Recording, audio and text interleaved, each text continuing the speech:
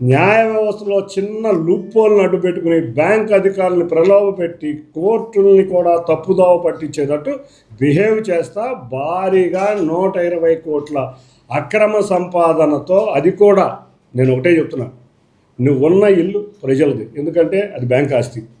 నువ్వు రోజు పెట్టే పార్టీలు అది ప్రజల ఆస్తి. ఆ హోటలు నువ్వు రోజు రెంటులతో అనుభవిస్తా నువ్వు తిరిగే కార్లు కానీ, నువ్వు తిరిగే విలాసమైన జీవితం కూడా అవన్నీ ప్రజలే.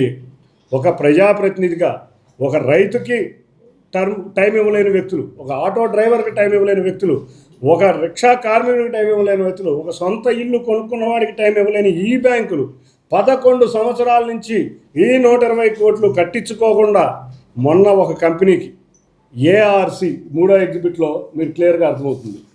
ఒక కంపెనీకి 5వ ఎగ్జిబిట్లో మీకు క్లియర్గా అర్థమవుతుంది. ఈ 5వ ఎగ్జిబిట్లో ఒక కంపెనీకి ఆస్తులు మొత్తం బదిలీ చేశారు. బదిలీ చేయటం అంటే ఏంటి? హోటల్ ఆ కంపెనీ వచ్చి రన్ చేయాలి, నారాయణ రెంట్లో ఆ కంపెనీకి వెళ్ళాలి, లేకపోతే ఈ ప్రజల ఆస్తి ప్రజలకు వెళ్ళాలి, ఆ కంపెనీకి ఇచ్చి హ్యాండ్ ఓవర్ చేశారు. అది కూడా 8వ తారీఖు హ్యాండ్ ఓవర్ చేశారు ఈ మధ్యకాలంలోనే.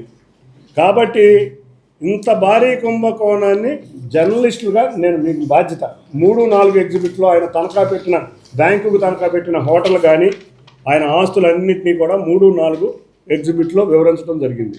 అంటే ఈయన దగ్గర ఉన్న ఇల్లు కానీ, ఈయన దగ్గర ఉన్న హోటల్ కానీ, వెస్ట్ సైడ్ కానీ, ఆటోనగర్లో ఉన్న సైట్ కానీ, ఈయనకు నారాయణ వచ్చే రెంట్ ఉన్న బిల్డింగ్ కానీ అన్నీ కూడా 2011లోనే తనఖా పెట్టి బ్యాంకుకు అప్పచెప్పారు. 2016లో ఎన్పిఏ అయిపోయినాయి. 2016 నుంచి కూడా ఈ ఆస్తులన్నీ కూడా బ్యాంకు ప్రజల ఆస్తి. ఈ ప్రజల ఆస్తికి, ప్రజలకు సంబంధించిన ఆస్తుల్ని అనుభవిస్తా నువ్వు వేసుకుని తిరుగుతున్న కారుతో సహా ఆ ప్రజలు ఇచ్చిన రెంట్ డబ్బులతో నువ్వు ఉంటున్న ఇల్లు కూడా ప్రజలదే, నువ్వు ఉన్న చిందులు చేసే హోటల్ కూడా ప్రజలదే. కాబట్టి అదే ప్రజాప్రతినిధిగా ఇక్కడ నన్ను భారీ మెజారిటీతో గెలిపించిన ప్రజాప్రతినిధిగా మీ అందరికీ కూడా మీ ప్రజాప్రతినిధి నేను ఏదో వేగ్గా చెప్పలా, కాగితాలన్నీ మీ చేతికి ఇచ్చాను, మీరే ఇన్వెస్టిగేట్ చేసుకోండి. నేనేది ఫేక్ డాక్యుమెంట్ ఇవ్వను, నా దగ్గర ఆధారాలు ఉంటే ఇస్తా. కాబట్టి నేనేదో ట్విట్టర్లోనో రెట్లేను. కాబట్టి దీని మీద, ఈ భారీ భూ స్కామ్ మీద అధికారుల దృష్టికి భారీ బ్యాంక్ స్కామ్ మీద అధికారుల దృష్టికి తీసుకెళ్తాం. దీంట్లో ఒక చిన్న మెతలబు ఉంది. 2019లో 2016-17లో ఎన్పిఏ అయిన అకౌంట్ని బ్యాంక్ అధికారులు ఒత్తిడి చేస్తుంటే ఆ రోజు ప్రభుత్వం అధికారంలోకి మారితే ఈ వ్యక్తి జగన్తో ఎందుకు లాలూ చేయాడో కూడా చెప్తున్నాను. ఒకరోజు 2019లో తన సొంత ఇంటికి విజయసాయిరెడ్డిని విందుకు పిలిచారు. ఆ విందు ఏంటంటే, నేను 120 కోట్ల ఆస్తి నా దగ్గర బ్యాంకులోనే ఉంది, కాబట్టి నేను జగన్ ఏమన్నా, నేను కోవర్ట్గా బిహేవ్ చేస్తానని చెప్పి ఆ రోజు జగన్తో లాలూ చేయి ఆ రోజు నుంచి ఈ రోజు వరకు తెలుగుదేశం వ్యతిరేక కార్యక్రమాలు చేస్తున్న విషయం మీ అందరికీ తెలుసు.